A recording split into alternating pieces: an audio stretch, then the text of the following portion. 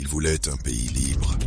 Ils ont préféré un homme mort. Thomas Sankara. Ils voulaient un pays libre. Ils ont préféré un homme mort. L'histoire que je vais te raconter, ce n'est pas celle d'un président. C'est celle d'un homme qui a tenté de changer un pays entier en seulement 4 ans. Thomas Sankara, pour certains, un révolutionnaire. Pour d'autres, un danger. Mais avant tout ça, c'était un gamin du Burkina Faso qui rêvait de justice. Très jeune, il voit la pauvreté, l'injustice, la corruption. Alors il décide une chose. Il ne va pas attendre que le monde change. Il va le changer lui-même. À 33 ans, il devient président, le plus jeune d'Afrique. Et au lieu de profiter du pouvoir, il fait exactement l'inverse. Il vend les voitures de luxe du gouvernement. Il baisse son propre salaire. Il plante des millions d'arbres contre la désertification. Il interdit les privilèges, la corruption, et commence à dire tout haut ce que personne n'osait dire. Il renomme son pays. Haute-Volta devient Burkina Faso, le pays des hommes intègres. Pour la première fois, un peuple se relève, la tête haute. Mais quand tu refuses de te soumettre, tu te fais des ennemis puissants,